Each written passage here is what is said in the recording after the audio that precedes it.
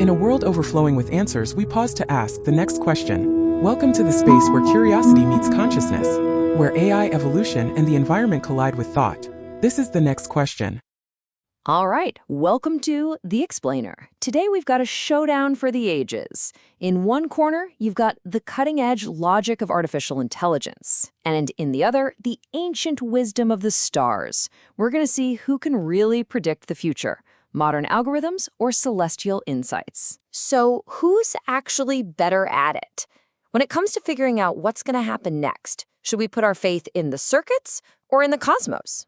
That's the big question we're tackling today. Okay, so before we jump into the first round, let's properly meet the two heavyweights who are competing for the title of Ultimate Predictor. So in one corner, we've got Team AI. Its whole game is built on pure data, cold hard logic, and algorithms that are back-tested against history. And in the other corner, Team Astrology.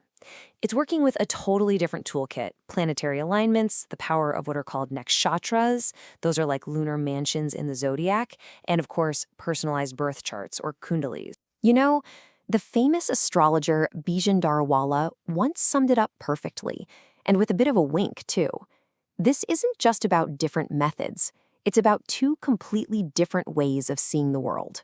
Yeah, sure, AI can chew through endless bytes of data, but astrologers believe they can see the cosmic energies and connections that, an algorithm just can't measure. And with that, ding, ding, ding, the bell rings for round one.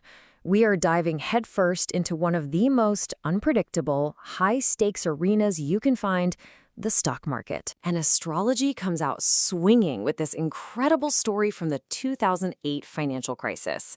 So the claim is an astrologer saw the crash coming just by watching a specific planetary event. In this case, the shadow planet Rahu moving into a new sign. Their advice was simple: do not buy banks. And for one investor who didn't take that advice, well, the results were pretty life-changing. So how does AI fight back? Well, instead of reading planets, it scans data. Tons of data. To see a crash coming, an algorithm might be analyzing market sentiment on social media, scanning news headlines for keywords like bubble, or even spotting rising panic by tracking what people are searching for online. But here's where astrology throws a punch right back. It's all about personalization. The argument is that AI's big picture view totally misses the most important factor: you. Can an algorithm see a specific issue in your personal birth chart, like your Mercury being combust, which basically means it's weakened because it's too close to the sun? An astrologer says, no way. And that's where they claim their real power is. And this leads to a pretty funny but honestly insightful point. What happens when the prediction goes wrong? Because let's be real, they both do sometimes. If your AI trading bot fails, you're just left with a loss. But if an astrologer's advice doesn't quite work out, the thinking is you at least walk away with some peace of mind. And hey, maybe some blessed sweets for your trouble. All right, let's do this. Time for a lightning round. We're going to throw a few real-world scenarios at our contenders and see who comes out on top. And wow, from astrology's corner, it looks like a clean sweep. For elections, they say exit polls always fail anyway. The IPL cricket finals? Easy. I saw Dhoni's chart. And mutual funds, they claim the right moon sign can make an investment risk-proof.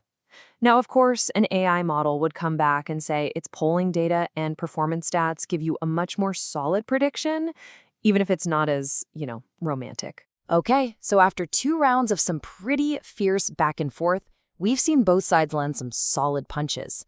But now it's time to step back from the fight and get to the final verdict. So, what's the real takeaway here? I mean, is one method really just better than the other? Or is this whole showdown pointing us towards something else, something more important? What are we really supposed to learn from this? And this is where we land. This is the real answer. There's this saying that just hits the nail on the head. A SIP, that's a systematic investment plan, is all about discipline and consistency. The main point isn't about which tool is better. It's that any prediction in the world is totally useless if you don't follow it up with consistent, real-world action. Because in the end, what truly matters isn't the prediction itself. When things go wrong, the most powerful thing you have isn't a perfect forecast from a computer or a cosmic chart. It's hope. So we'll leave you with this final thought. The best hedge against an uncertain future isn't a perfect prediction, it's hope. So the real question is, where are you placing your faith? In the numbers? In the stars? Or maybe, just maybe, in yourself?